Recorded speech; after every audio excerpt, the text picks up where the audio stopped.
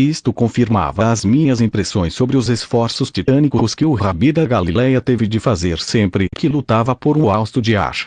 Ao faltarem os hipotéticos pontos de apoio dos cravos dos pés, como disse, foi a musculatura superior, ombros, antebraços e músculos intercostais, que arcou com o gasto energético.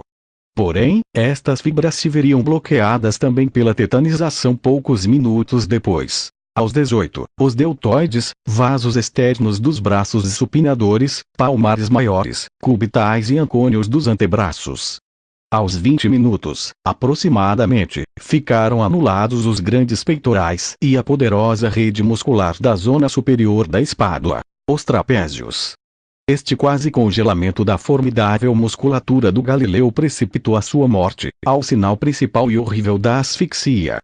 Entre os muitos déficits circulatórios, ventilatórios, renais e do sistema nervoso central que confluíram e o empurraram para o fim, Cavalo de Troia considerou sempre que a causa básica do óbito, se é que a esta morte se pode dar o qualificativo de natural, do mestre foi a asfixia.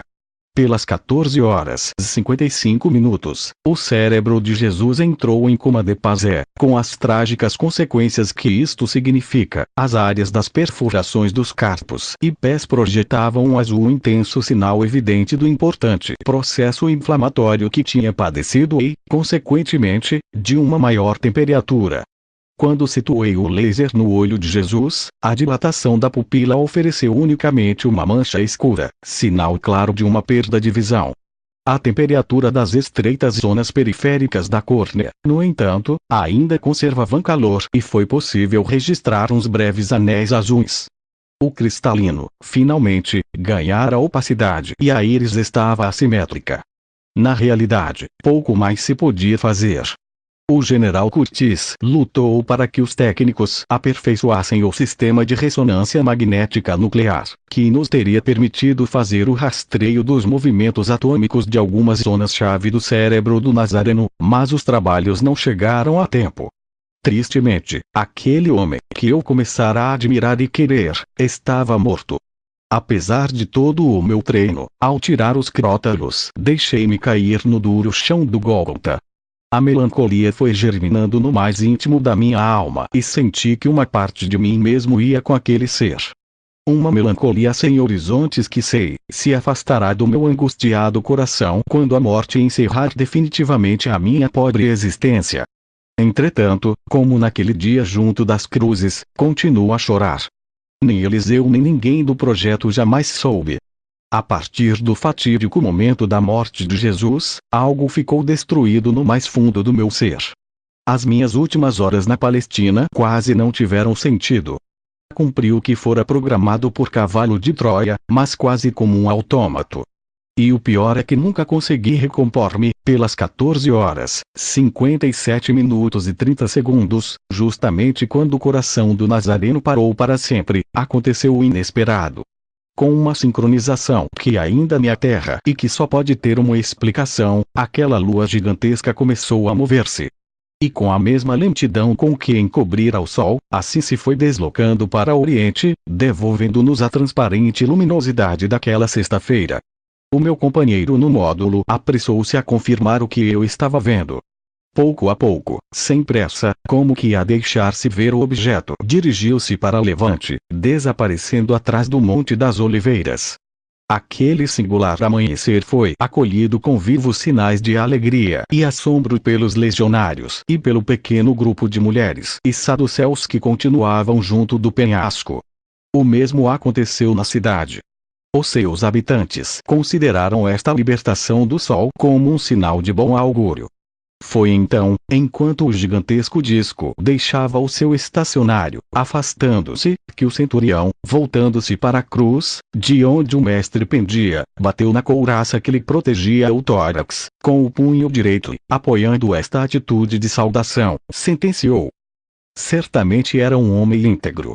Deve ter sido realmente o Filho de Deus. Os soldados, inquietos, pediram instruções ao optio e ao oficial. Mas nem Arsênios nem Longino souberam o que fazer. Muito simplesmente, como medida de segurança, reforçaram a guarda. Aqueles homens, ao atuarem assim tinham a intuição de alguma coisa. E não se enganavam, ao desaparecer a penumbra, a luz do sol iluminou os crucificados, desvendando todo o horror dos corpos dessangrados, grotescamente contorcidos e cobertos de areia. Os zelotas continuavam inconscientes e assim continuaram, felizmente para eles, até chegarem os 3 novos legionários, a pele do Galileu, apesar da grossa película de pó que aderirá às feridas, cabelo, coágulos e manchas de sangue, depressa começaria a sobressair com a típica tonalidade marmórea dos cadáveres. O cheiro das fezes tornava insuportável a permanência junto da cruz e os soldados que não estavam de guarda retiraram-se para a beira do patíbulo.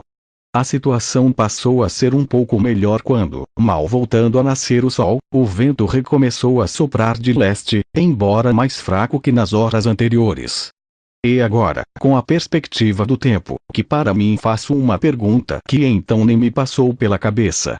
Teve alguma coisa a ver a presença daquele formidável objeto com a estranha quietude que sobreveio ao mesmo tempo que as trevas e com o posterior regresso do vento? O cientista não tem resposta, mas o homem intuitivo que também trago em mim diz-me que sim. Notei um natural alarme entre as mulheres e em João e no irmão de Jesus. A absoluta imobilidade do mestre começava a inquietá-los. O meu estado de ânimo era tão fraco que me voltei de costas, não desejando cruzar o meu olhar com o do jovem Zebedeu.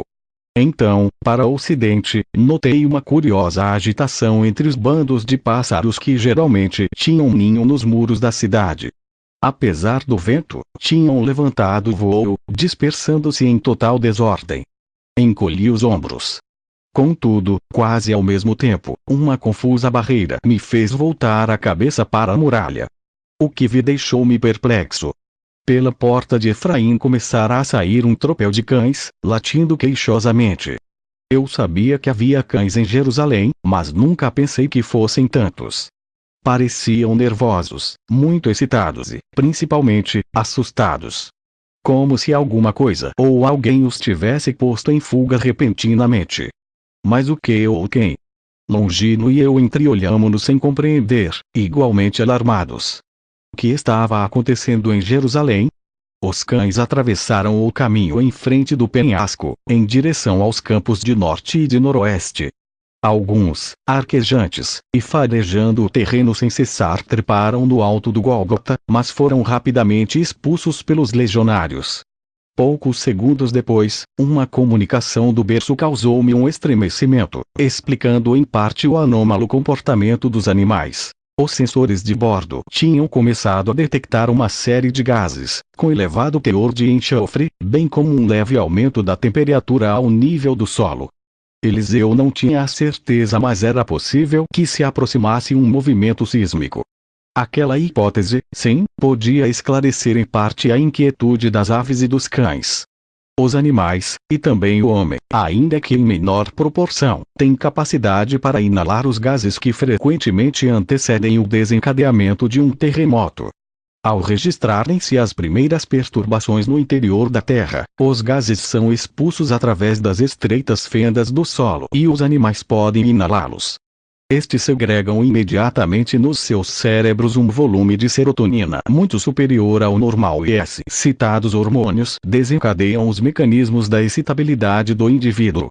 No caso dos cães, tinham fugido, retirando-se das perigosas áreas de edifícios de Jerusalém. No entanto, os 2 sismógrafos Teledyne e Geotech, instalados por Cavalo de Troia para medir o terremoto a que alude o evangelista Mateus no seu texto sagrado, 27:51, e do qual eu, sinceramente, me esquecera por completo, não registravam qualquer sinal. Ambos, especialmente desenhados pelos especialistas do Centro Nacional de Terremotos e Meteorologia de Tóquio, e nos quais colaborou decisivamente o professor Nagamune, chefe da informação de prognósticos de terremotos, foram colocados pelos técnicos em 2 dos suportes ou trens de aterragem do berço. No delicado processo de miniaturização e adaptação à nossa nave, um dos aparelhos foi convertido em sismógrafo horizontal e o segundo em vertical. Os pesados pêndulos foram substituídos por feixes de luz laser, capazes de registrar as ondas dos sismos profundos, até 720 km, e, naturalmente, as provenientes de movimentos intermédios ou superficiais, com uma profundidade limite de 7 km abaixo da superfície. No horizontal, especialmente programado para os movimentos de vai-vem ou de rolo do terreno, o espelho tradicional que serve como registro fotográfico tinha sido eliminado. Os impulsos do laser eram codificados imediatamente num papel especial, podendo ampliar as vibrações mais de 100.000 vezes. Quanto ao pêndulo laser de conformação vertical, preparado para os movimentos de compressão, estava em contato com um papel térmico e um registro tradicional de fita magnética. Foi pouco depois, pelas 15h01, que sentimos o primeiro abalo. Recordo um pequeno pormenor que, nos primeiros décimos de segundo, mais contribuiu ainda para aumentar a minha confusão. Um dos legionários, por ordem do Optio, agarrara com ambas as mãos a vasilha envolvida na malha de corda e preparava-se para despejar parte da água nas chamas da fogueira. E assim fez. Mas no instante em que deitava o líquido no fogo, o primeiro estremecimento do terreno desequilibrou-se e o jorro de água foi cair no rosto de um companheiro que estava sentado muito perto da fogueira. O legionário caiu em cima da rocha e também o cântaro que se partiu em pedaços. A oscilação do solo originou imediatamente que os soldados que estavam sentados se pusessem de pé, atordoados, nem tiveram tempo de olhar uns para os outros. Embora nas verificações posteriores se considerasse que a primeira onda sísmica teve apenas uma duração de 16 segundos, a deslocação horizontal dos estratos, em forma de vai-vem, trazia consigo força suficiente para derrubar vários soldados.